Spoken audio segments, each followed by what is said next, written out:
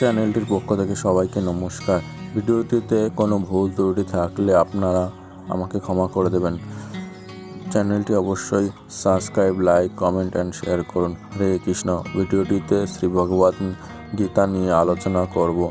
আমরা জানি মহাভারতে ভগবান শ্রীকৃষ্ণ অর্জুনকে যে জ্ঞান দান করেছিলেন সেই জ্ঞানকে শ্রী ভগবত গীতা বলা হয়। হরে কৃষ্ণ। ওম নমো ভগবতে বাসুদেবায়।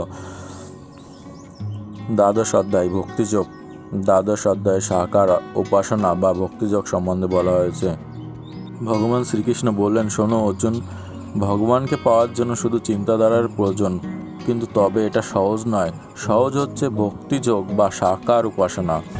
ভক্তির মাধ্যমে ঈশ্বরে মন স্থির করা।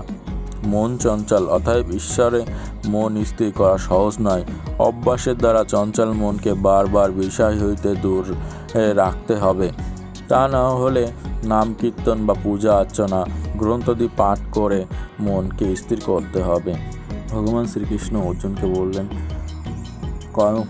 কর্মফলের আশা ত্যাগ করিয়া ঈশ্বরের প্রতি মন স্থির করো, তাহলেই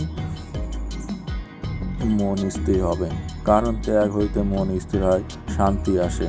ইহাই ভক্তিযোগ বলা হয়। ইতি ভক্তিযোগ নামক দ্বাদশ অধ্যায় সমাপ্ত। হরে কৃষ্ণ। দ্বাদশ অধ্যায়টি সংক্ষিপ্তভাবে তুলে দিলাম ভিডিওটির মাধ্যমে। ভিডিওটিতে কোনো ভুল ত্রুটি থাকলে অবশ্যই ক্ষমা করে দেবেন। হরে কৃষ্ণ। দ্বাদশ অধ্যায় আমরা জানতে পারলাম ভক্তিযোগ সম্বন্ধে, অর্থাৎ সাকার উপাসনা। মানুষের মন বড়ই চঞ্চল। এই চঞ্চল মনকে স্থির করার জন্য ঈশ্বরের আরাধনা করা উচিত। তাও শুধুমাত্র অভ্যাসের দ্বারা সম্ভব, এবং তা না হলে নাম কীর্তন করতে হবে, গ্রন্থাদি পাঠ করতে হবে, এবং তাও যদি না সম্ভব হয় তাহলে কর্মফলের ত্যাগ করে ভগবানের প্রতি মন স্থির করা সম্ভব। কারণ ত্যাগ হইতে মন স্থির হয়, শান্তি আসে। একেই ভক্তিযোগ বলা হয়।